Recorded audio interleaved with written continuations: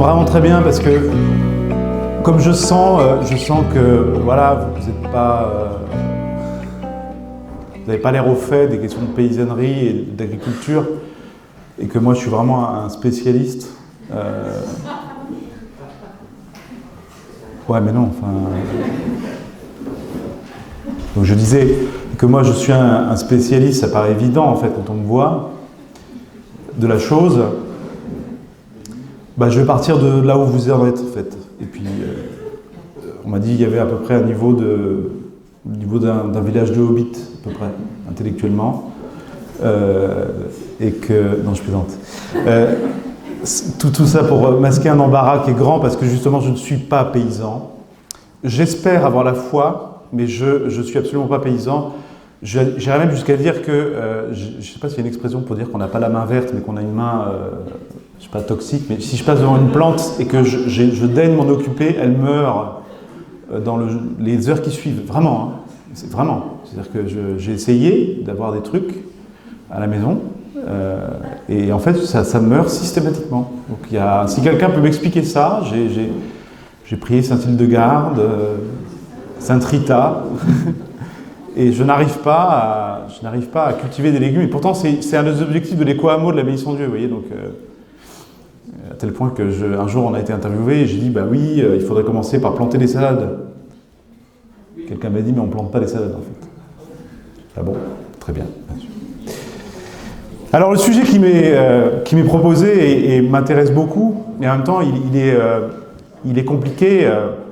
Il a peut-être d'ailleurs été conçu par mon beau-frère comme un instrument de torture pour voir ce dont j'étais capable, mais ça m'intéresse dès que c'est compliqué, en fait, plus que quand c'est simple. Parce qu'il s'agit d'esquisser un monde paysan idéal, ce qui est déjà quand même une redoutable gageure, dans la perspective d'un retour à la foi. Donc ça veut dire que la complexité est grande, c'est pas seulement paysannerie et foi, c'est un monde paysan idéal, pas seulement un monde idéal, dans la perspective d'un retour à la foi. Alors, je vais essayer de commencer par lire le sujet avec le halo d'intuition qui l'entoure pour celui qui le lit comme ça de but en blanc. Moi, je suppose, quand j'écoute ça, esquisse d'un monde paysan idéal dans la perspective d'un retour à la foi, que l'idéal serait en avant et que la foi, elle, serait plutôt en arrière. L'idéal serait à construire, la foi serait à retrouver, puisqu'on dit retour. Aller, retour. Il se trouve qu'il y a un grand philosophe, et lui, vrai paysan, moi je ne sais pas si je suis un vrai philosophe, en tout cas je suis un professeur de philosophie, qui a parlé de ce sujet-là dans les années 40, sombres années dans la mémoire collective. C'est Gustave Thibon. Vous avez déjà entendu parler de lui. On peut dire que Gustave Thibon pourrait être un maître, non pas un maître à penser, mais un maître et un témoin pour des agriculteurs ou des paysans qui voudraient aussi être des contemplatifs et des hommes et des femmes réfléchis, car ce n'est pas incompatible, au contraire. Eh bien, en 1940, dans les ruines de la débâcle, Gustave Thibon écrivait un « retour au réel ». C'était la grande claque de la défaite, une claque terrible. Et qui, Gustave Thibon, accusait-il d'être responsable de ce désastre? Qui accusait-il de nous avoir détachés du réel? Puisque s'il faut retourner au réel, ça implique qu'on s'en est détaché, on s'en est séparé. Mais comment est-ce qu'on peut quitter le réel? Le réel, c'est bien le seul truc qu'on ne peut pas quitter, justement, sinon on meurt. Et lui, il disait, justement, c'est l'idéal menteur, en fait. L'abstraction, l'idéologie, le truc qui vient d'un cerveau fumeux, Maurras disait les nuées, et que des gens veulent plaquer dans le réel. L'inverse du paysan, qui accompagne une forme qui existe dans la nature et qui s'y conforme. L'idéologue, lui, conçoit dans son esprit une forme et essaye de l'imprimer dans la matière, et ça implique toujours une forme de violence pour le réel. Quoi de plus contraire à un paysan qu'un idéologue? Et c'est bien l'idéologue qui était montré à la fois par Maurras, par Thibon, et aussi, mais il ne faut pas les amalgamer, par les gouvernants de Vichy, comme le responsable de la débâcle. irréalisme, paralysie, perte du sens des réalités, spéculation. Évidemment, derrière, on pourrait aller plus loin, et ce sera un terrain glissant, vu aujourd'hui l'actualité, qui concerne les Juifs. Mais Thibon, qui était un disciple de Maurras, qui était loin d'être un antisémite, je le dis pour éviter une équivoque, était lui-même lecteur de Platon.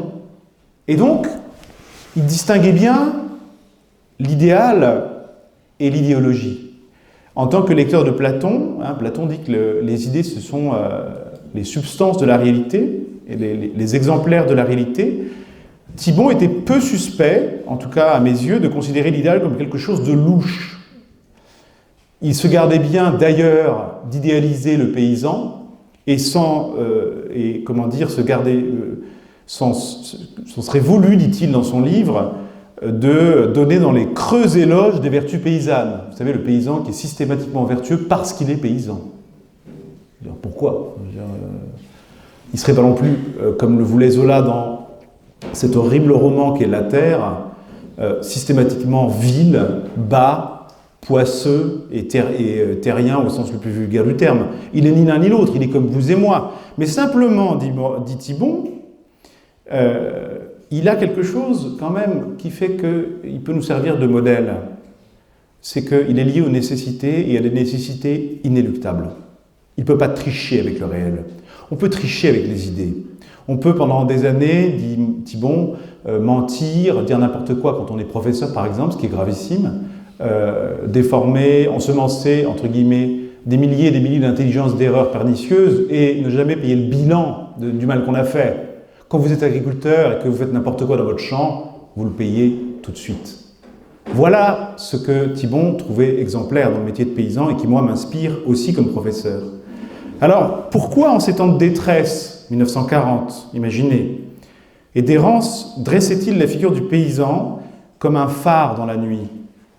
Donc non pas comme un modèle de vertu, parce que le paysan est par nature, disais-je, ou parce que l'état de paysan, plutôt que le paysan, est par nature un état astreint à la rugueuse nécessité du réel.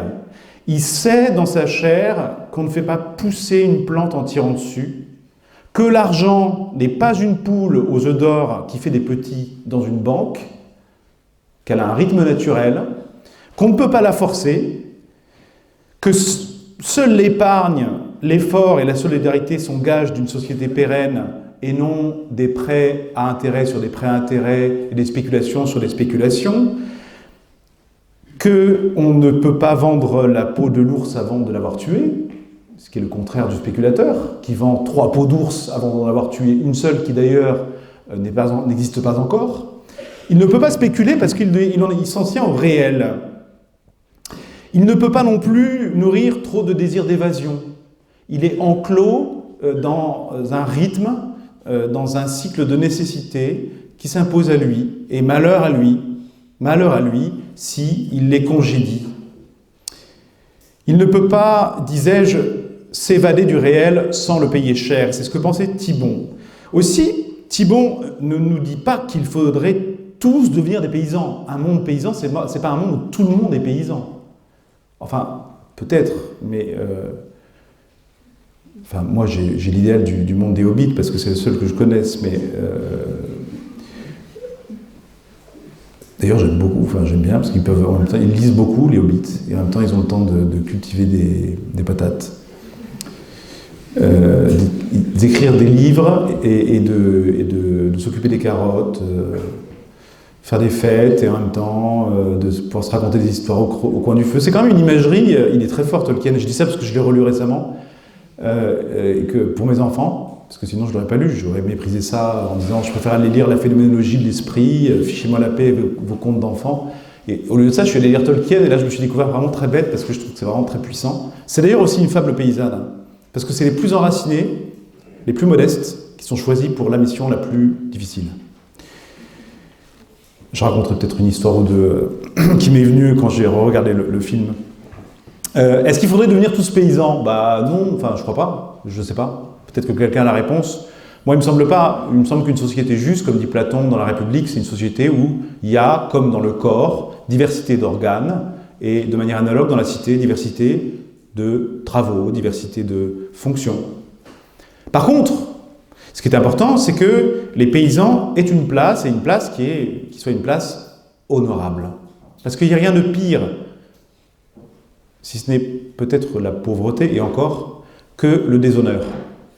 L'honneur, disait Schopenhauer, je crois, c'est finalement le seul trésor des pauvres, parce qu'ils n'ont pas d'argent. Mais ils peuvent avoir une bonne réputation. Ils peuvent être pauvres, mais on dit bah, c'est quelqu'un de bien, c'est quelqu'un qui travaille. Et un monde qui n'honore pas ses paysans, comme est peut-être le nôtre, je ne voudrais pas donner dans la sinistrose, mais il me semble rejoindre beaucoup de mes contemporains dans ce sentiment diffus qu'on a, qu'on ne donne pas aux paysans l'honneur qui lui est dû. Et c'est une chose grave. Il ne nous faudrait pas tous devenir paysans, mais les paysans sont des vigiles, sont des gardiens, et qu'on se trompe quand on les toise comme s'ils étaient tout en bas de l'ordre social. Vous voyez, un peu comme si la ramure d'un arbre, qui est tout en haut, pouvait, sans ridicule, regarder les racines avec condescendance, voire avec mépris, parce qu'elles sont en dessous d'elle. Oui, mais elle les supporte, en fait. Oui, les racines sont invisibles pour une grande partie. La paysannerie est invisible parce qu'elle est profondément racinée, dirait Peggy, dans le sol, et que les énarques, les technocrates peuvent très bien penser que c'est eux qui font le boulot essentiel. Mais sans paysan, en fait, le technocrate, il ne fait rien du tout, hein. Même s'il est intelligent comme Emmanuel Macron.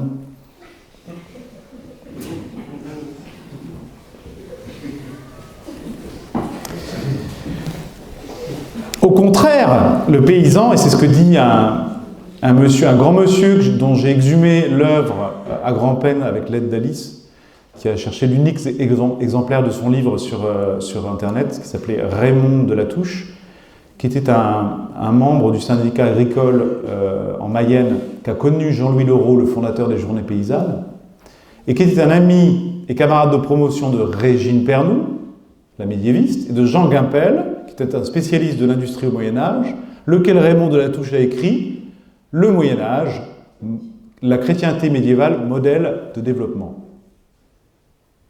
Et là, je vais effectivement provoquer une déception, parce que je n'ai pas la compétence d'un chartiste économiste, en plus, de surcroît, pour vous résumer les thèses de la Touche. Ça fera l'objet d'un prochain colloque auquel vous pourrez m'inviter.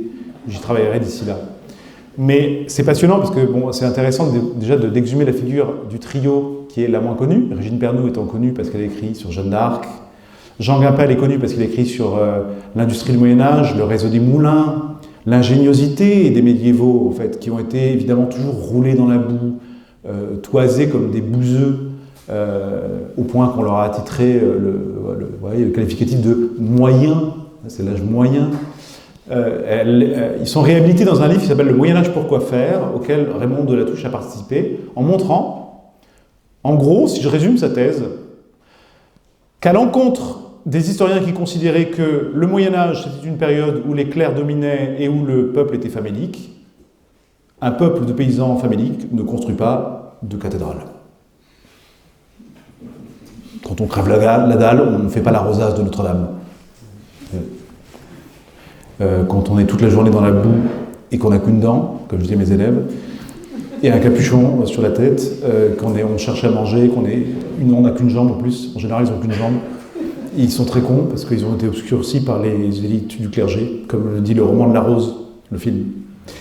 On n'a pas le temps de construire des églises romanes partout, aussi nombreuses que les villes, les villages, etc. Vous voyez ? Donc l'idée de la Touche, par hypothèse, c'est quand même un truc bizarre entre la floraison de cette époque et l'idée que c'était un âge de famine. Et il a trouvé qu'en fait, il y avait autant d'art et d'ingéniosité dans la manière de cultiver les sols chez les paysans du Moyen-Âge que chez les bâtisseurs de cathédrales. Voilà, je vous mets en bouche pour une prochaine conférence sur Raymond de la Touche. Et la foi. Eh bien, dira le spiritualiste, la foi, on peut la voir sans être un bouseux, enfin un paysan. Enfin, heureusement d'ailleurs qu'une estrade me sépare de vous. Enfin, je veux dire, moi, je suis dans l'intellectualité, vous êtes dans les deux pieds dans la boue. la foi, c'est la spiritualité, c'est l'élévation. Je veux dire, c'est pas, on ne va pas se baisser pour être dans la terre, on n'est pas des vers de terre. Bon, qui en est qui s'occupe de l'intendance, très bien. Moi, j'ai mangé tout à l'heure, c'était passable. Mais si à la limite ils demandent d'être sacristains, pourquoi pas, mais on leur dira pas non. Mais la foi, c'est pas d'abord une question de paysannerie, hein, dirait le spirituel. Toutes ces histoires de semailles, de vignes et de chèvres dont on nous rappelle dimanche, quand on nous en parle d'ailleurs, parce que c'est pas le cas de tous les prêtres, c'est très joli comme ornement, mais ça n'est pas l'essence de la foi. Il y a aussi les prêtres ouvriers, il n'y a pas que le prêtre paysan, et aujourd'hui, il y a le spécimen le plus courant, qui est le prêtre manager, figure beaucoup plus intéressante, beaucoup plus charismatique, voire le prêtre vendeur qui vous vend le programme de l'aumônerie comme on vous fait la promotion d'un nouveau saucisson à Leclerc. Alors quoi ? Il y a un tout petit détail. Et là, c'est sérieux. C'est que pour qu'il y ait une messe, il faut qu'il y ait des hommes et des femmes. Je dis pour la caméra. Non. Je rebobine. Il faut qu'il y ait des femmes. Des femmes et des hommes. Comme le disait Sandrine Rousseau. Des hommes pas trop construits quand même. Il y a un tout petit détail, pour qu'il y ait une messe, il faut qu'il y ait donc des femmes et des hommes, du travail, et aussi du pain et du vin. Et le problème, c'est que ce n'est pas accidentel, comme disent les scolastiques, mais que c'est essentiel. Vous voyez, c'est ça un problème. On n'est pas protestant. Ce n'est pas l'assemblée qui suffit. Il faut qu'il y ait la matière du sacrement. On va se dire, on va les acheter sur Amazon. Ouais, mais qui a travaillé ? Qui a cultivé le champ et émondé la vigne pour donner le froment et le vin qui deviendra le corps du Christ ?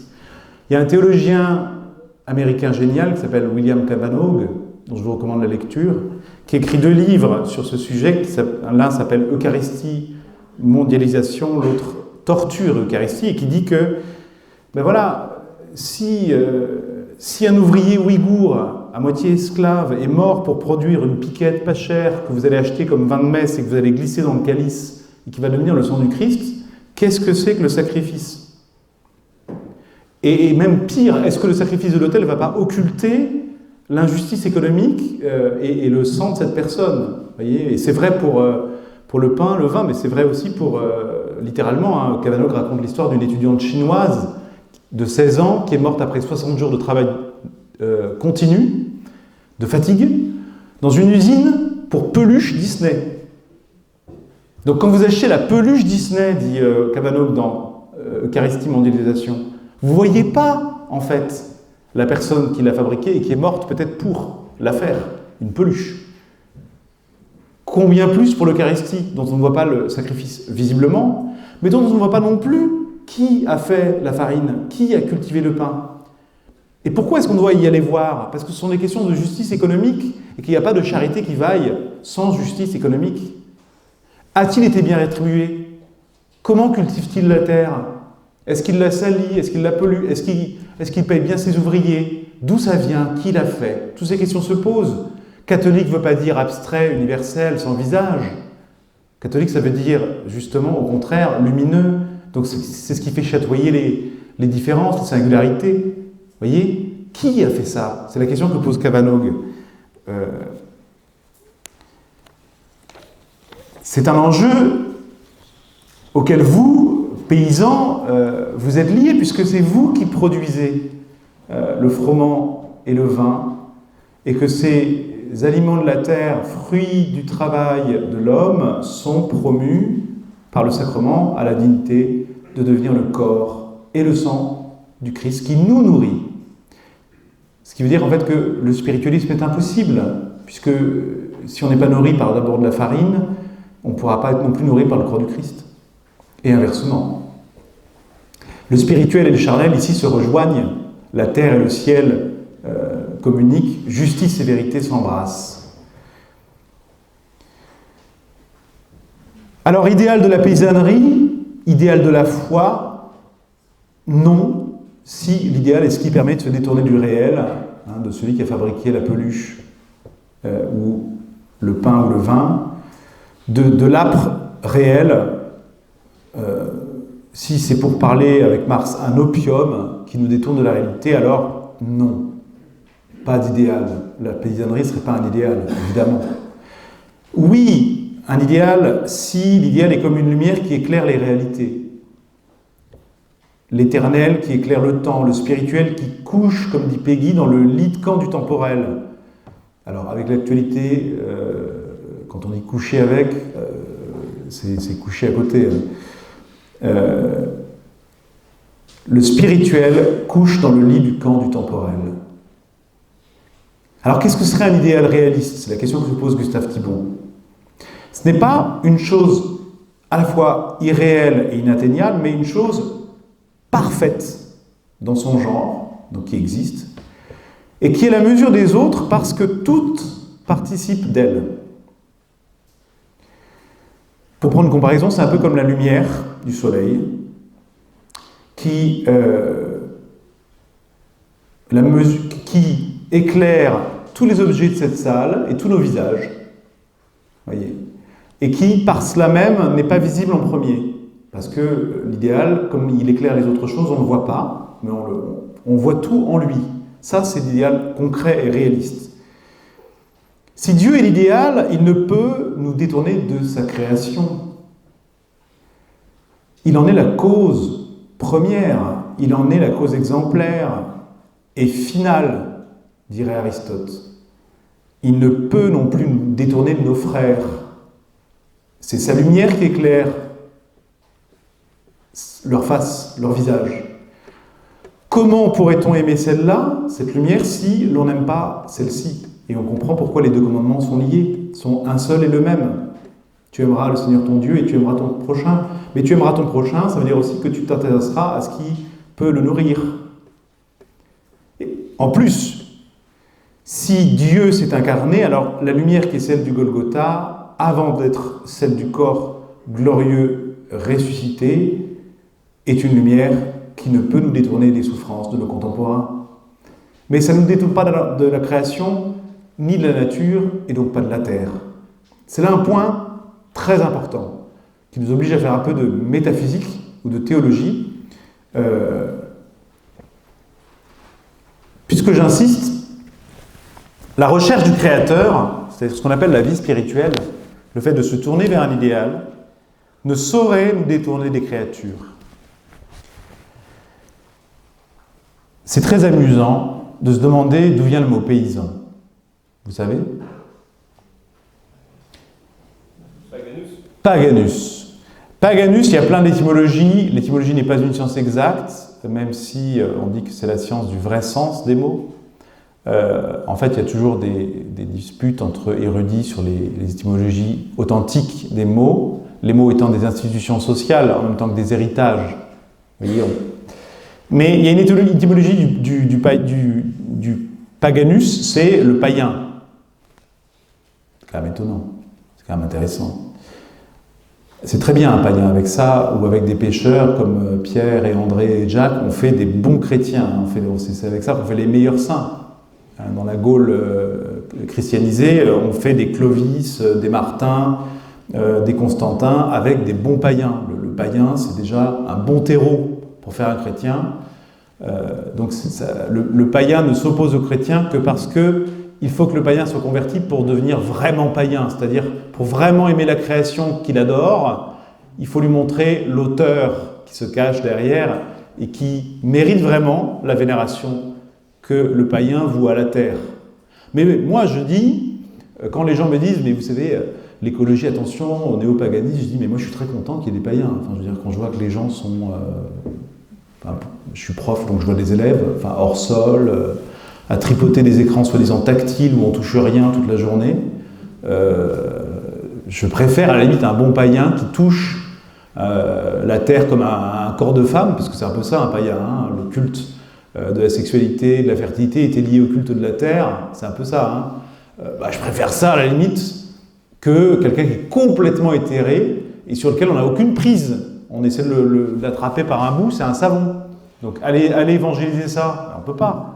Alors qu'un goupillon et de l'eau bénite, vous arrivez à évangéliser un païen, c'est beaucoup plus intéressant. Eh bien, Paganus, c'est l'homme tellement attaché à sa terre et à ses ancêtres, parce que c'est la terre des ancêtres, relation avec la terre et les ancêtres qui seront désacralisées sans être détruites par le culte chrétien. Très important. Souvent on dit que le christianisme a désacralisé la terre et donc par là aurait permis l'émergence de la modernité qui elle-même aurait permis le désastre écologique, donc ça vient des chrétiens. Donc allez les tuer et si on le tue, on rendra honneur à Gaïa. Donc, si on peut faire deux choses, c'est ne pas faire d'enfants, no child, et tuer les chrétiens, parce que c'est à cause d'eux qu'on en est arrivé ici. Oui, les chrétiens ont désacralisé le cosmos, ils ont dépaganisé la Gaule et les terres, les cultes locaux, le culte des ancêtres, la Pachamama, etc. Donc c'est eux qui sont responsables du désastre. Ben non, parce que c'est confondre, détruire et relativiser. Relativiser, c'est montrer qu'une chose a une valeur par rapport à une autre qui lui est supérieure. En l'occurrence, c'est montrer que la Terre n'a de valeur que comme création de Dieu. À tel point que c'est dans la Genèse que même les astres, qui étaient supposés être des dieux chez les nations contemporaines du peuple hébreu, ils sont dédivinisés. C'est-à-dire qu'on dit, en gros, en hébreu, ce sont des lampadaires. Quoi ? Donc là, le sumérien, le babylonien et le grec, pardon. Oui, et le petit hébreu, il est mis en scène par Brunor. C'est juste des lampadaires. Pardon ? Des lampadaires. Ce sont des dieux immortels et éternels, petit con. Retourne à ton travail. Tu vas le fouetter, s'il te plaît Pharaon, tu sais, Pharaon qui dit à un petit juif, il vient de me dire que les astres sont des lampadaires. Elle est bonne. Non, le païen, il va être repris par le chrétien. Simplement, c'est pas parce qu'on relativise la valeur des astres que les astres sont sans valeur. C'est simplement que Dieu est le créateur de leur valeur. C'est pas la même chose que si on disait qu'ils n'avaient aucune valeur. C'est pas parce que vous dites que la terre n'est pas Dieu et pas une déesse que vous dites que la terre c'est une salope. Au contraire, c'est... Pardon. Ça, j'aurais dû désigner dès le début quelqu'un pour me modérer un peu. Le problème du païen, et c'est en ce sens qu'on l'oppose aux chrétiens, mais il ne faut pas oublier que Tertullien, un père de l'Église, parlait du païen Virgile comme d'une anima naturaliter Christiana. Une âme naturellement chrétienne. Pourquoi ? Parce que c'est une âme profondément aimante de la création, mais qui attend que son créateur se révèle. C'est une âme qui sent qu'il y a quelque chose de nuptial, de sponsal dans la création, mais qui ne bouge pas dans l'attente de ce qu'elle ne peut pas réaliser par ses propres forces, parce que ça doit être révélé. C'est ça une âme naturellement chrétienne pour Tertullien, et c'est le cas de Virgile. Le problème du païen, c'est qu'il voue à une créature l'adoration due à Dieu seul. Je cite, vous savez, vous connaissez un passage célèbre dans la Bible, c'est Sagesse 13. « Vains par nature tous les hommes en qui se trouvait l'ignorance de Dieu, qui, en partant des biens visibles, n'ont pas été capables de connaître celui qui est, et qui, en considérant les œuvres, n'ont pas reconnu l'artisan. Mais c'est le feu, ou le vent, ou l'air rapide, ou la voûte étoilée, ou l'eau impétueuse, ou les luminaires du ciel, princes de ce monde, qu'ils ont considérés comme des dieux. Que si, charmés par leur beauté, ils les ont pris pour des dieux. » On dirait que l'écrivain, ici, les excuse. Que si, charmés par leur beauté, ils les ont pris pour des dieux. Oui, ils sont tellement bien faits. Il y a une excuse aux païens. Chesterton dit, lui au moins il aime quelque chose. Il n'est pas attaché à rien, il ne dit pas tout est néant, tout est vacuité, tout est pourri, rien n'a de valeur, il n'est pas nihiliste le païen, il aime la terre, bon certes avec un amour excessif, mais il l'aime. Qu'ils sachent combien leur maître est supérieur. Vous voyez, c'est pas qu'ils sachent combien la terre est vraiment pas belle en fait, pas du tout adorable. Non, non. Qu'ils sachent combien leur maître est supérieur, c'est très beau. Il n'y a aucun mépris du païen. On dit qu'ils sont vains, ça veut dire qu'ils sont vides, c'est tout. Mais il n'y a pas de mépris, parce que la vanité, on va le voir après, vient du fait qu'ils n'ont pas conscience de leur dignité. Car c'est la source même de la beauté qui les a créés. Waouh, c'est pour ça qu'en fait la création ressemble à son créateur. Donc quand on loue le créateur, il faut louer sa création et inversement. Mais il ne faut pas s'arrêter à la création.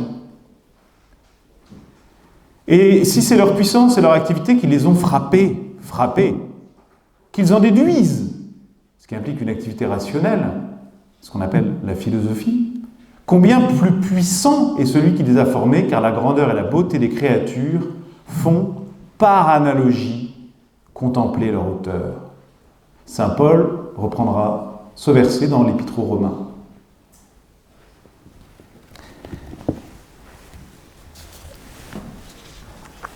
En quoi est-ce que l'idolâtrie du païen, en tout cas, je dis bien du païen, est-elle si grave ?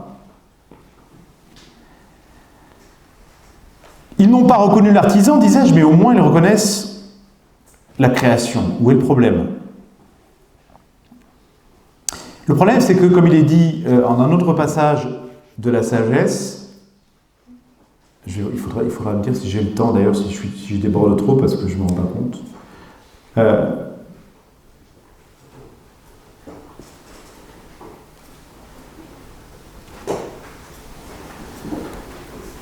L'auteur de la sagesse les appelle impitoyables tueurs d'enfants, mangeurs d'entrailles en des banquets de chair humaine et de sang, parents meurtriers d'êtres sans défense, etc., etc. Ah bon ? Ça vient de ceux qui aiment la terre, la création ? Comment c'est possible ? Ben oui. Pourquoi ? Ils dévorent leur création et ils se font dévorer par elle, en quelque sorte. La faute, ici, c'est d'adorer ce qui nous est inférieur et de l'adorer au point qu'on le sacralise et de le sacraliser au point qu'on s'en croit le possesseur. Et comme ça rend fou, on finit par les mutiler, par les détruire. Ne pas avoir une conscience suffisante, en fait, de sa propre grandeur, c'est ça, l'erreur du païen. Donc c'est pas de trop donner de valeur à la terre, c'est surtout de ne pas se donner de valeur à soi assez. Par exemple, je vais sacrifier un enfant à la déesse Gaïa. Eh ben non.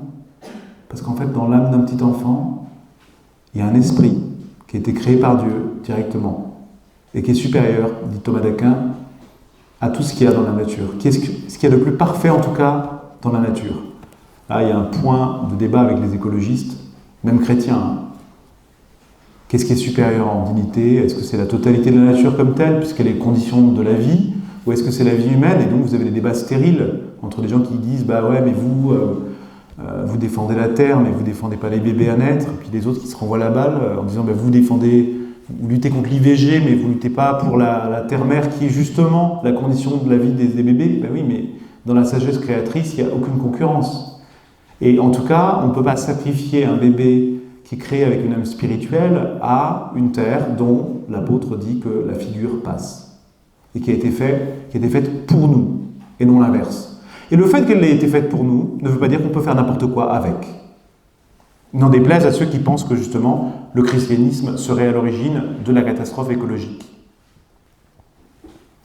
Le Moloch a toujours soif. La déesse terre, la Pachamama, peut dévorer ses propres enfants. De quoi se plaindra-t-il d'ailleurs ? C'est tuer l'enfant à naître, no child, et mutiler l'image de Dieu dans l'homme. Voilà ce qui déplaît à Dieu. Le vegan qui ne goberait pas une mouche avalerait cette couleuvre, donner en nourriture à Gaïa le fruit de sa semence. Faute de quoi, il préfère ne pas la répandre.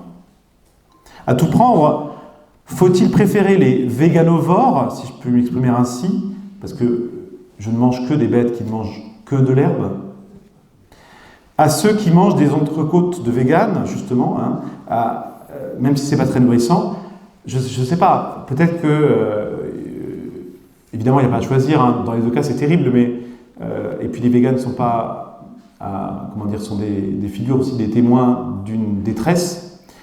Mais vous voyez, la logique païenne, c'est quand même, in fine, de sacrifier l'inférieur, le supérieur à l'inférieur. Alors, on pourrait se dire que c'est le plus grave, hein. Le païen, c'est vraiment la figure antithétique aux chrétiens, donc c'est vraiment la figure à combattre. En fait, non. Parce que si vous continuez la lecture du livre de la sagesse, en fait, vous voyez que est prophétisée une autre forme d'idolâtrie qu'on pourrait appeler l'idolâtrie de la modernité. Je lis. Mais malheureux sont-ils, avec leurs espoirs mis en des choses mortes, ceux qui ont appelé Dieu des ouvrages de main d'homme. Le païen, il adore Cérès, la déesse de la fertilité de la terre, les blés, le soleil. Il n'adore pas un truc qu'il a fait avec ses mains, c'est débile. Mais nous, oui. Il en racle soigneusement toute l'écorce, il le travaille avec adresse, il en forme un objet propre aux usages de la vie. Quant aux déchets de son travail, il les emploie à préparer sa nourriture et il se rassasie. C'est la description du smartphone, en fait.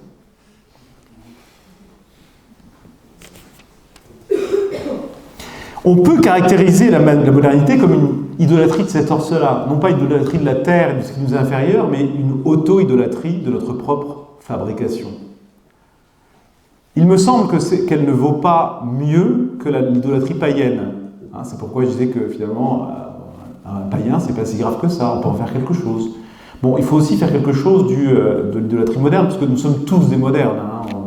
On est tous plus ou moins esclaves des objets qu'on a créés, un petit peu comme, vous savez, Pygmalion tombe amoureux de son œuvre. Et c'est précisément, à mon avis, l'idolâtrie moderne. Mais il n'y a pas d'idolâtrie qui ne puisse être reprise dans le drame de la rédemption. On peut par ailleurs caractériser la modernité comme idolâtrie du futur, de même que l'on peut définir l'esprit réactionnaire, et là je vais parler plutôt du temps, ou la nostalgie toxique comme une idolâtrie du passé. Là je parle de tentations qui ne sont pas celles d'un païen ou d'un technophile, mais peut-être même d'un paysan conservateur français. Plutôt du côté réactionnaire peut-être, je ne sais pas. À vous de voir. Mais ce primitivisme, donc l'amour du passé comme passé et le regret du passé, comme ce progressisme, c'est-à-dire l'amour du futur comme futur, ne sont que les deux faces d'un même miroir ou les deux visages d'un seul Janus. Les deux sont un refus du présent au double sens du moment donné par la Providence et du présent fait par les rois mages à l'enfant Dieu. Dans le premier cas, on hait le présent et le passé en tant qu'il est le fleuve qui nous conduit vers ce présent. On déteste la tradition. Que reste-t-il? Fuir, mais où? Nulle part. On déconstruit le passé, on mutile le corps en quoi on est incarné. L'anatomie, c'est le destin, disait Freud.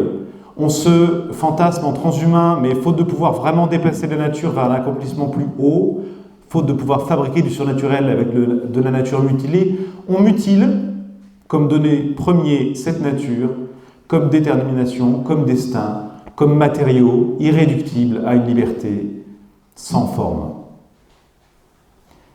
Ça, c'est plutôt le sort de nos contemporains. Et il faut avoir compassion pour ceux qui tombent dans cet écueil, parce que ce sont nos prochains, et parfois c'est un peu de nous-mêmes, parce que, comme vous le savez, la ligne du bien et du mal, dans l'évangile de bon grain et l'ivraie, ne passe pas entre une catégorie d'hommes et les autres, eux et nous, les cathos et les autres, mais au cœur de notre cœur. On voit à quel point le progressisme est une forme d'esprit réactionnaire contre le passé, de l'autre côté.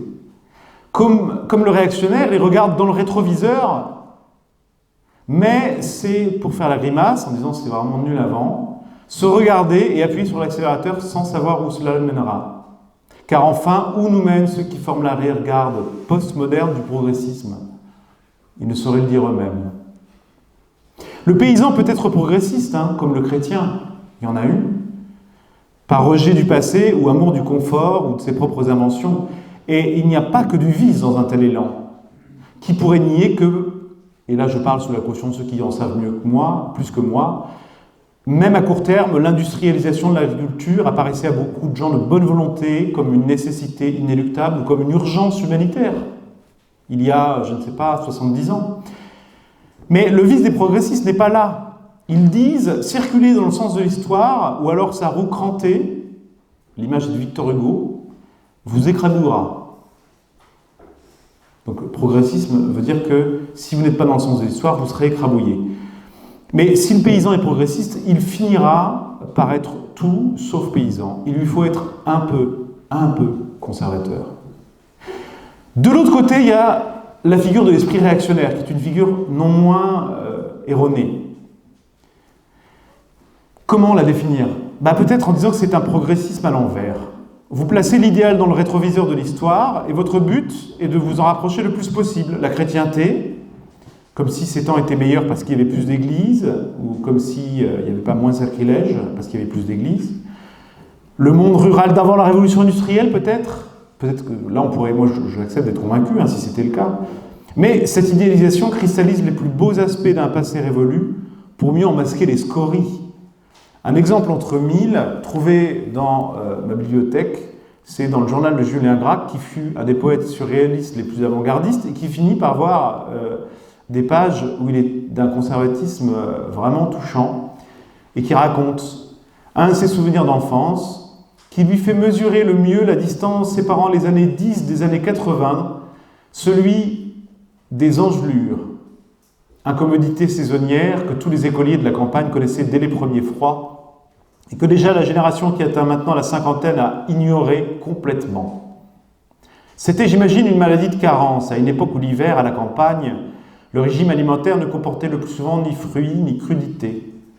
Ces grosseurs qui boudinaient les doigts et bourgeonnaient aux talons engendraient dès qu'on entrait dans une pièce chaude des démangeaisons insupportables.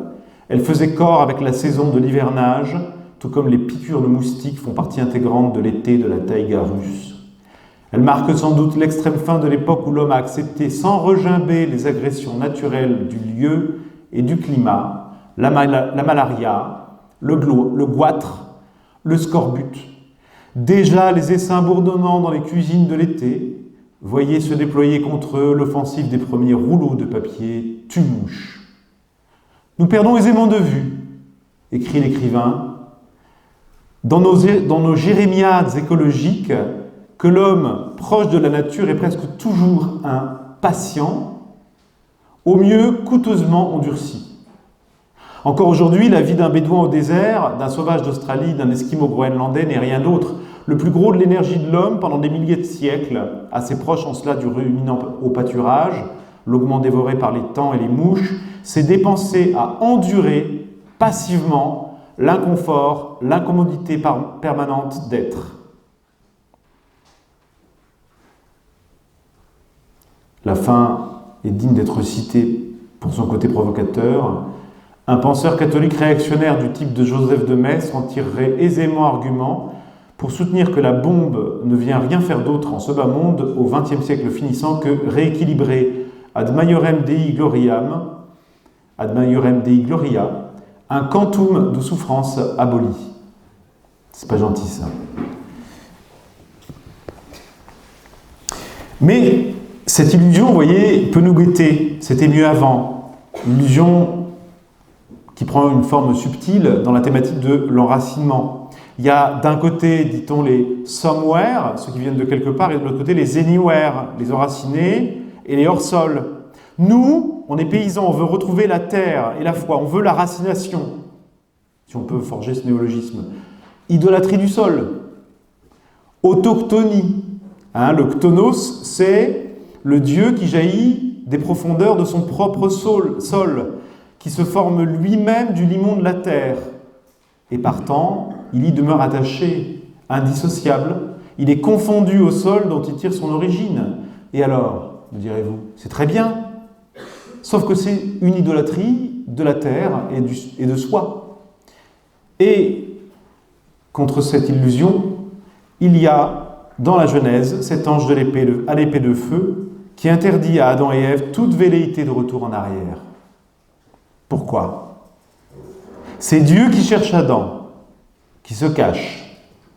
Mais alors, une fois qu'il a remis la main sur lui, sur celui qu'il avait formé avec sa paume. Qu'est-ce qu'il fait? Il lui met des feuilles de figuier entre les jambes, souvenir de l'Éden, le figuier étant sans doute l'arbre du paradis dont le fruit est le plus doux, et il lui fiche un coup de pied aux fesses, dehors. Pourquoi? S'il fallait cultiver le paradis. Et il va s'en suivre, vous savez, l'assassinat d'Abel par Caïn, l'assassinat du pâtre par le cultivateur. Est-ce que c'est un monde paysan idéal?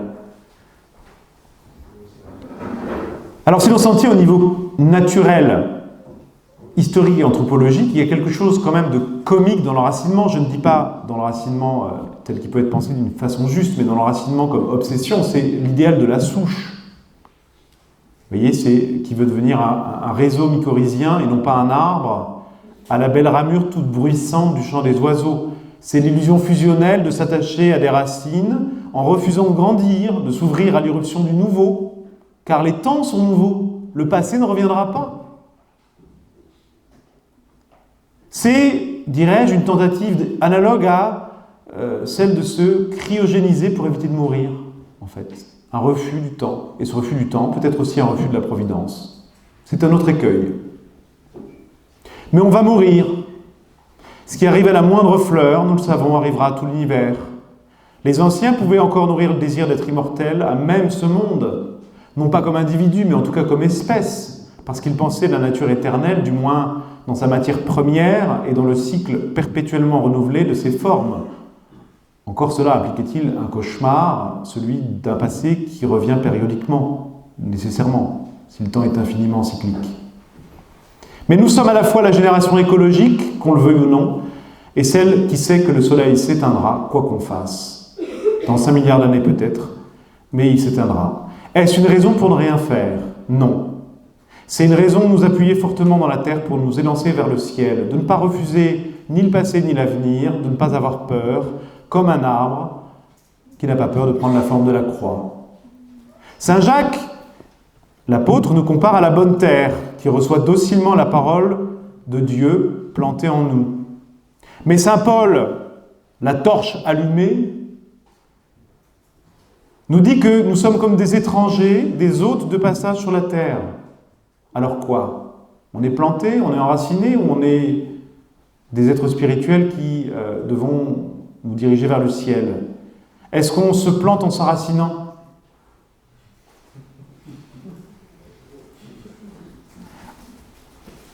Est-ce qu'il faut, comme nous y invite le poète Rilke, nous considérer comme des arbres, mais, dit-il dans un très beau poème qui s'appelle Verger, vus du ciel par les anges, comme si nos racines étaient tournées vers là-haut?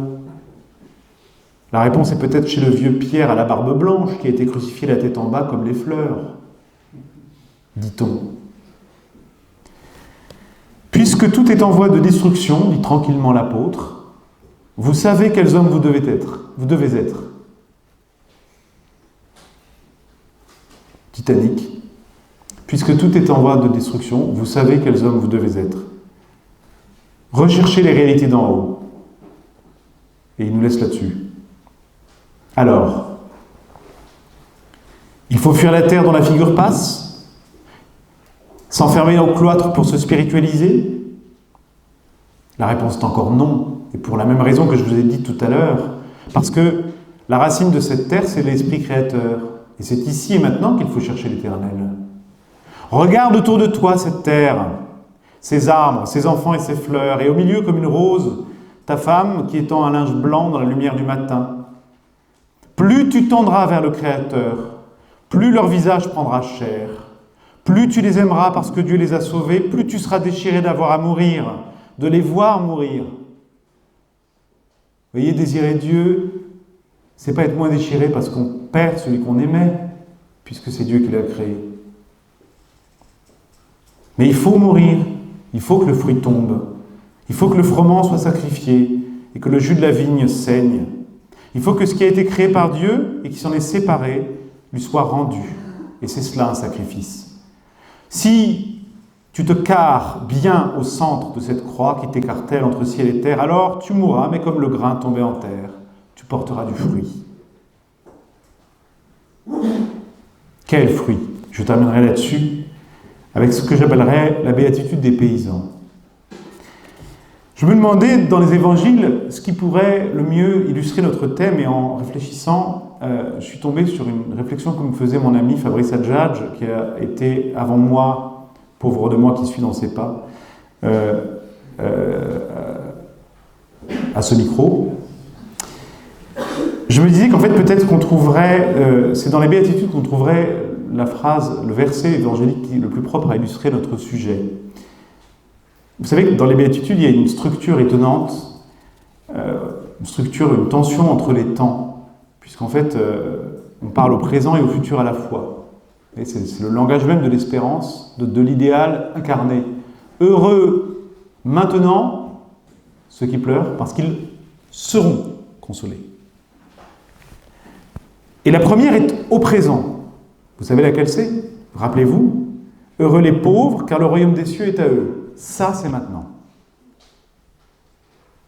Mais chez saint Matthieu, la seconde, c'est heureux les doux, ils recevront la terre en héritage. L'ordre des béatitudes est extraordinaire, ainsi que leur temporalité. Heureux les pauvres, ils ont le royaume maintenant, mais les doux ont la terre en héritage. Quoi? Je croyais qu'il fallait chercher le ciel. Et ce qu'on promet, c'est la terre. Non seulement on le promet, mais on me le dit, c'est un héritage que je recevrai si je suis doux. Qu'est-ce que ça veut dire être doux? C'est quoi la douceur? Et en quoi la douceur pourrait-elle être, disons, la béatitude du paysan? Le paysan, c'est celui qui travaille âprement, qui est aux prises avec la terre, qui scoltine les choses les plus difficiles, avec peut-être l'ouvrier.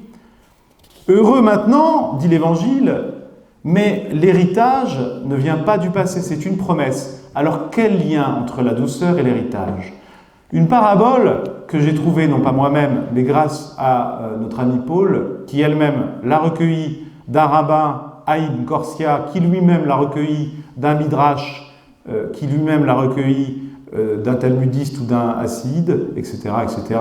On ne sait jamais les origines des histoires juives, c'est ça qui fait leur charme, et il y en a toujours plusieurs versions. Une histoire donc, que m'a donnée Paul tout à l'heure illustre parfaitement cette béatitude, et c'est un midrash qui a été raconté devant le pape François par le grand rabbin de France, Haïm Korsia, lors d'une rencontre interreligieuse pour la paix. Deux frères avaient un champ et partageaient la récolte. L'un avait de nombreux enfants, l'autre était célibataire. Chacun voulait donner plus à son frère, ayant souci de lui. Et la nuit, en secret, chacun ajoutait du blé sur le tas de son frère, à l'insu de celui-ci. Au matin, les tas étaient toujours identiques. Mais une nuit, les deux frères se croisent et comprennent ce que chacun d'eux voulait en silence. Des larmes coulent, tombent au sol, et Dieu dit « Là où sont tombées ces larmes, je veux que mon temple soit construit. » Vous voyez le sens paysan et charitable et fraternel de cette parabole. Autre version plus terrienne, justement, de la même histoire. Il y avait autrefois un champ labouré, qui appartenait à deux frères. Vous voyez le réalisme des béatitudes. L'un de ses frères était marié et avait plusieurs enfants. L'autre vivait seul, n'avait jamais pu se marier. Ils cultivaient en commun le champ qu'ils avaient hérité de leur mère. L'héritage. Le temps de la moisson venu, ils lièrent leurs gerbes et en firent des tas égaux qu'ils laissèrent dans le champ. Pendant la nuit, celui des deux frères qui n'était pas marié eut une bonne pensée. Mon frère a une femme et des enfants à nourrir, se dit-il. Il n'est pas juste que ma part soit aussi forte que la sienne, puisque je suis seul. Je vais ajouter aux siennes quelques gerbes prises sur mon tas. Il ne s'en apercevra pas et ne pourra pas ainsi les refuser. Et il le fit. La même nuit, l'autre frère se réveilla et dit à sa femme « Mon frère est jeune, il vit seul, il n'a personne pour l'aider dans son travail et pour le consoler de ses fatigues. Il n'est pas juste que nous prenions du champ commun autant de gerbes que lui. Levons-nous et portons à son tas plusieurs gerbes. Il ne s'en apercevra pas demain et ne pourra pas ainsi les refuser. » Et ils firent aussitôt comme ils avaient pensé. Le lendemain, chacun de des frères, se rendit au champ et fut bien surpris de voir que les deux tas étaient toujours semblables.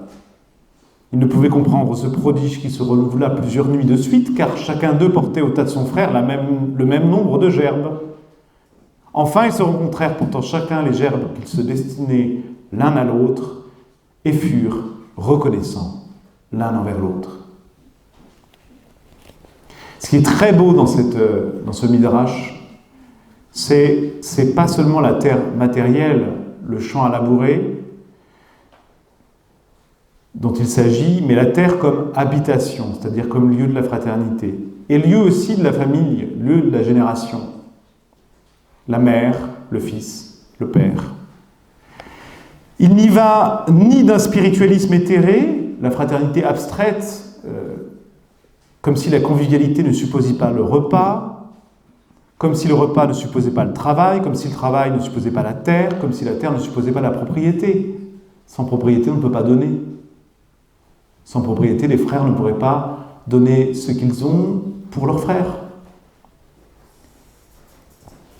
Terre et fraternité, économie et charité sont indissociables, en fait, dans la Bible. Ce n'est pas seulement que vous ne puissiez pas bêcher votre arpent par Zoom, ou comme on dit, d'une expression absolument terrible, en dématérialiser. Il y a plus que cela. Vivre suppose d'assimiler à sa forme une forme elle-même issue de l'assimilation d'un autre vivant. Et ce processus, dans sa formalité même, est matériel, ce qui fait que plus une chose est matérielle, plus elle est en même temps spirituelle dans l'offrande. Mais c'est aussi que vivre pour un être humain, ce n'est pas seulement manger, mais se mettre ensemble à table. Ce n'est pas seulement l'acte biologique, c'est aussi l'acte social, c'est la fraternité, la convivialité, le partage du pain. Pourquoi la douceur ? La douceur, n'est-ce pas la mollesse passive ou l'indolence de celui qui attend les choses sans rien faire ? Non, pas pour l'Évangile, pas pour les anciens non plus, qui considéraient que c'était une vertu très importante. La douceur, c'est la capacité à accueillir le don et à supporter le mal qui s'y oppose. Docilité du Fils qui reçoit le don du Père, et avec ce don, celui d'imiter dans la création sa paternité même pour les choses et les êtres. Il ne s'agit pas de refuser la puissance dans la douceur, il s'agit de la recevoir de Dieu, c'est pas la même chose. Vous voyez, on a la même opération intellectuelle que tout à l'heure quand on disait qu'il ne s'agissait pas de nier les valeurs de la terre, mais de la conduire, la subordonner à son principe. Je suis plus fort si, étant doux, je m'appuie sur plus fort que moi. C'est pour cela que Thomas d'Aquin relie la douceur à la vertu de piété, qui est la relation du Fils avec le Père. La capacité de l'enfant à recevoir du Père à travers des parents, puisqu'il s'agit d'un don qui est un héritage. La docilité, c'est la douceur de la piété, du côté du Fils comme du côté du Père. Mais ce que l'on reçoit dans la douceur pieuse du Père, nous qui sommes des créatures charnelles, c'est la terre.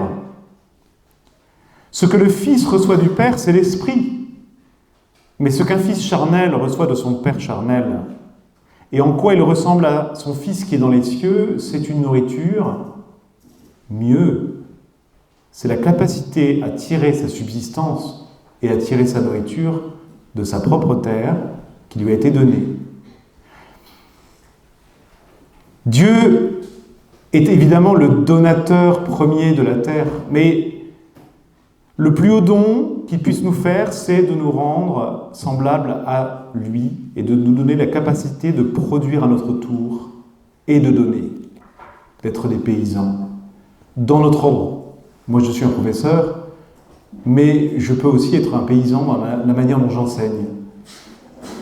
Je peux être aussi un paysan dans la manière dont j'éduque mon fils. Le vrai père, c'est celui qui veut que son fils lui-même ait son domaine et puisse en tirer la subsistance pour sa famille.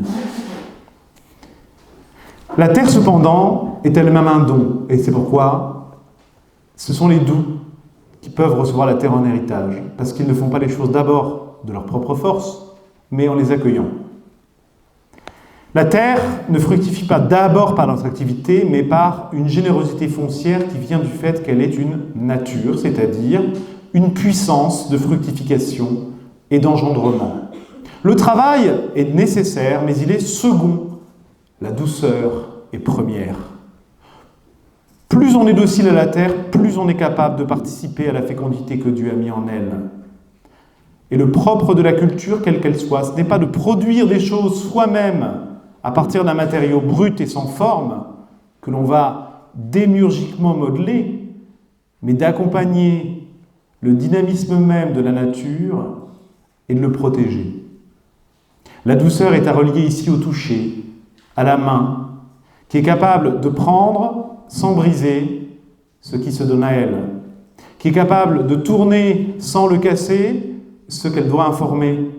Le toucher est chez l'homme répandu sur tout le corps par la peau, qui, contrairement à la fourrure ou à la carapace des animaux, nous dit Aristote, lui donne une réceptivité maximale à ce qui l'entoure, et donc par là même une plus grande vulnérabilité.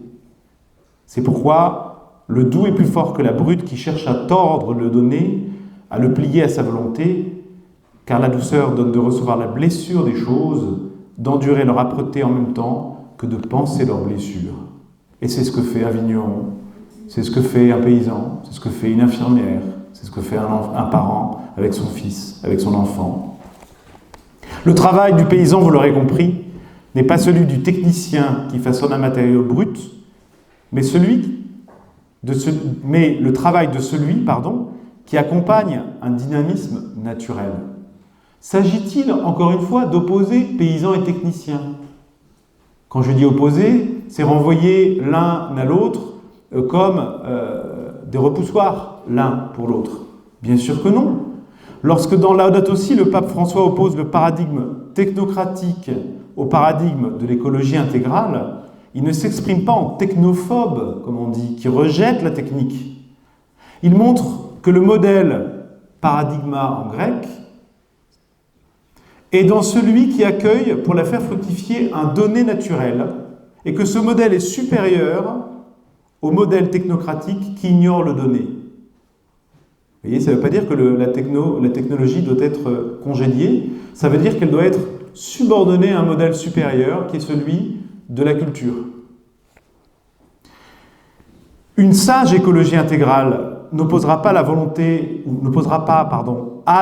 de puissance démiurgique une indolence paresseuse, passive, sur fond de fusion maternelle avec la nature, Pachamama.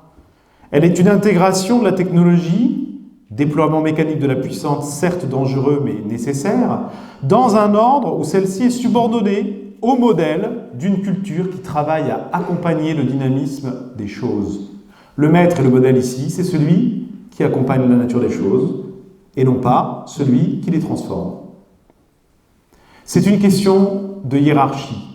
Il y a d'abord un modèle à suivre et à imiter, la douceur accueillante de la mère qui porte l'enfant, puis le met au monde dans un travail d'enfantement, victorieux de la douleur et de la mort, cultivé, mais aussi travailler à l'éclosion d'une nature qui est extérieure à nous. Donc, il ne s'agit nullement, dans la douceur, de renoncer au travail, qui est à la fois un commandement, une bénédiction et une peine. Car la peine est nécessaire à l'œuvre de réparation qu'exige la justice. Mais au contraire, de l'accomplir, ce travail, en accueillant la grâce qui vient le sauver, le purifier. Il y a donc une douceur du paysan dans l'âpreté même de son travail, car s'il veut que sa vigne ou sa bête donne, il doit en prendre soin, l'élever, accompagner son acte propre. Cela ne fait pas du labeur industriel ou de la technologie, j'insiste, une chose souillée et mauvaise, mais une activité qui doit être subordonnée à la culture, aux soins. Que se passe-t-il lorsque c'est l'inverse? Lorsque la culture est subordonnée ou instrumentalisée par l'industrie? Une aliénation. Le donné disparaît, il n'est qu'un fonds, un stock à exploiter, et l'acte agricole, dans sa nullité qui implique un geste libre, répondant à une liberté créatrice, cet acte agricole devient servile. Je vais bientôt en terminer, n'ayez crainte. Le Père et la Terre apparaissent donc dans l'épître de Jacques. Recevez avec douceur la parole qui a été plantée en vous.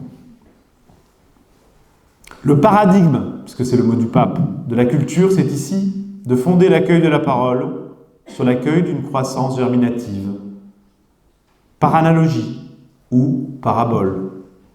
Qu'est-ce que c'est parabole? C'est passer par un modèle que l'on connaît parce qu'il nous est familier, qu'on peut le voir, l'expérimenter ou le pratiquer, pour comprendre une réalité qui nous est moins familière, dont on fait l'expérience sans la voir. Une parabole, c'est ce qui permet de passer du visible à l'invisible. Et c'est dans l'acte agricole que la plupart des paraboles sont puisées. Le travail paysan est ici irremplaçable, à la fois comme nécessité, on ne peut pas manger, recevoir la nourriture si l'on ne cultive pas la terre, on ne peut pas parler de paysannerie si on n'a pas mangé, on ne peut pas être un technocrate si on n'a pas mangé non plus, mais on ne peut pas non plus laisser la parole fructifier si l'on ne se met pas à l'école du cultivateur, si l'on ne reçoit pas comme une bonne terre la semence qui est plantée en nous. L'analogie ici n'est donc pas une simple comparaison, une métaphore, mais parole qui se fonde sur une expérience réelle. Pourquoi? Parce que c'est la même parole, le verbe, qui est à l'origine de la croissance de la plante et de la fructification de la grâce en nous. La parabole, c'est une parole qui passe par une réalité naturelle pour signifier une réalité surnaturelle. Si nous ne voyons plus autour de nous des réalités naturelles fructifiées par le travail humain, qu'en sera-t-il des réalités surnaturelles? Claudel parle de l'eau qui révèle le grain planté dans la terre en le faisant pousser. C'est la même parole qui fait pousser la plante et qui fait croître la grâce.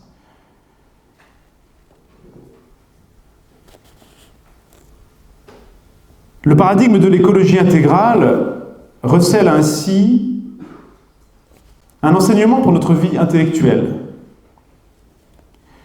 Je peux obtenir les choses, la solution des problèmes, leur vérité, par la seule force de mon intellect. Dans le paradigme technocratique, les choses ne sont pas reçues, mais d'abord fabriquées, usinées, extraites du réel par un effort qui s'efforce d'abord de les dominer. On dissout le réel pour en extraire une formule, et cela n'est pas condamnable en soi, sauf si c'est le seul rapport que l'on a avec la réalité. Mais la vérité la plus délectable pour l'intelligence est celle que l'on reçoit. Ce qui implique le mystère d'une réalité qui résiste à nos efforts de préhension et qui exige une réceptivité plus grande. On a là d'admirables passages chez la philosophe et épisodiquement paysanne Simone Weil sur l'attention. Elle y critique le volontarisme dans le travail intellectuel, comme d'ailleurs on pourrait le faire dans le travail du paysan. Il ne s'agit pas de produire par un effort de volonté en se serrant très fort les fesses, ou par une ascèse de produire l'objet.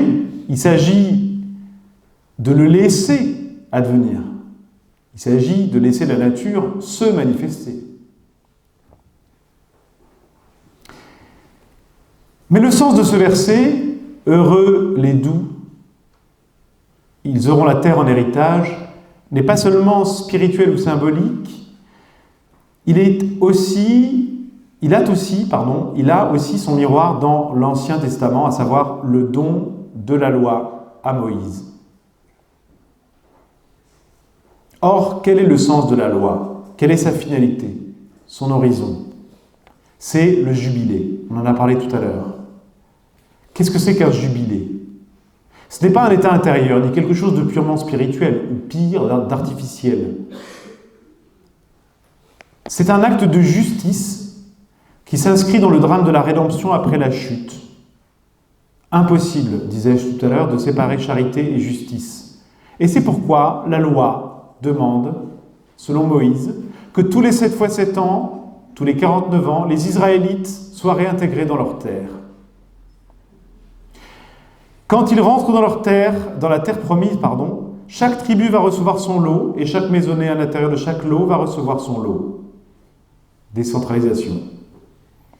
Pendant 50 ans, il va y avoir des échanges, donc des inégalités. Ceux qui font des mauvaises affaires le frère célibataire ou le frère qui s'occupe de sa maman, ceux qui font des bonnes affaires, etc. Ceux qui vont devoir vendre leurs terres, s'endetter, voire même se mettre au service de propriétaires qui ont développé leur domaine. Et la loi exige alors qu'au bout de 50 ans, chacun retrouve une maison et une terre. Pourquoi ? Pour que l'endettement de la génération précédente n'aliène pas la génération suivante. Et c'est Moïse qui est chargé de refaire le partage pour que chacun ait son petit domaine. On échappe ainsi à la fois à l'aliénation capitaliste et à la table rase du communisme qui est forcé de faire une révolution pour détruire l'injustice. Le distributisme, pensé par Chesterton et Hilaire Belloc, donc peut-être quelqu'un vous a déjà parlé ou vous parlera mieux que moi sans doute, est ainsi un modèle de justice sociale et économique fondé sur l'expérience biblique. Non pas moins de capitalisme, dit Chesterton dans un fameux jeu de mots, mais plus de capitalistes. C'est la douceur qui opère la juste répartition de la terre, non la révolution ou la concurrence.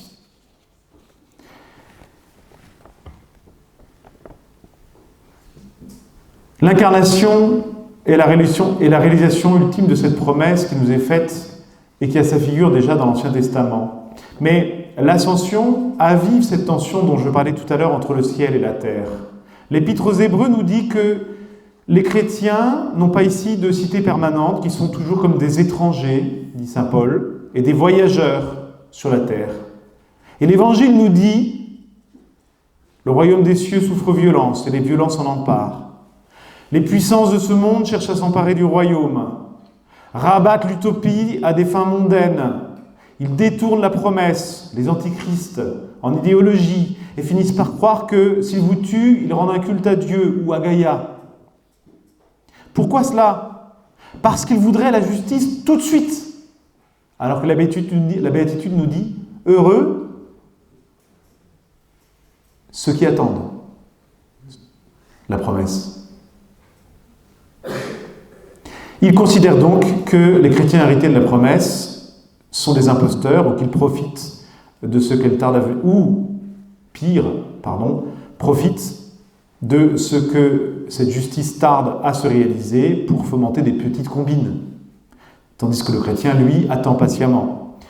Toutes les spoliations malignes, cependant, sont encore des providences pour les enfants, et donc héritiers, dit saint Paul, héritiers de Dieu et co-héritiers du Christ, puisque nous souffrons avec lui pour être glorifiés avec lui. Et voilà que se dessine la figure d'un royaume qui est à la fois déjà réalisé dans le Christ et en germe comme le levain dans la pâte caché dans la terre. Figure mystérieuse de l'Église, à la fois commencement du royaume institué par le Christ et promesse non encore accomplie visiblement ici-bas. Sans quoi notre travail se tournerait en entreprise babélienne, qui est de construire le monde sans Dieu, sans le recevoir du Christ, premier héritier. Et cela nous donne d'éviter deux écueils, ou le regret de l'Égypte, ce que font les Hébreux, ou la subversion de la promesse en idéologie qui fabrique un paradis sur terre, dont Claudel dit très justement qu'il fait toujours un enfer très confortable. L'alliance avec Dieu est alliance avec l'auteur de l'univers, qui nous envoie en mission vers ce monde blessé. C'est une grande thématique de la note aussi. Les créatures sont envoyées les unes vers les autres. Il ne s'agit pas de le fuir, ce monde, et de le refuser, mais de participer nous-mêmes à l'œuvre de recréation du Créateur et du Rédempteur. Nous ne sommes plus dans l'Éden. C'est dur, on souffre. Nous ne sommes plus avant la chute, où tout nous était donné dans la douceur de l'arbre de vie, mais dans l'histoire sainte, après la chute, où tout se passe dans l'amertume et où tout passe par le chemin de la croix, nouvel arbre de vie. Cette espérance nous donne de nous projeter, pour ainsi dire, par-delà l'optimisme et le pessimisme. De l'optimisme progressiste, cette espérance nous garde, parce que le progressisme ne se fonde que sur la foi dans le progrès automatique du monde de demain. Du pessimisme qui nous rendrait nostalgiques du monde d'hier et tristes d'œuvrer au monde dans lequel nous sommes aujourd'hui. Le Christ nous prévient là encore, dans une parabole agricole. Ce n'est pas à nous de séparer le bon grain l'ivraie. Ce n'est pas à nous de choisir le lieu et la terre où nous avons été placés, le temps, le siècle où nous sommes. Ils croissent ensemble, le bon grain est livré dans le terreau de nos cœurs. Ce sont nos cœurs qu'il faut convertir d'abord, comme les deux frères de la parabole du Midrash. La foi en Dieu commande une espérance qui dépasse toute nostalgie stérile et toute utopie mondaine. Nous n'avons pas à rejeter ou à fuir le monde dans lequel Dieu nous a placés. Ce serait faire injure à sa providence qui veut que nous œuvrions ici et maintenant au royaume. Merci.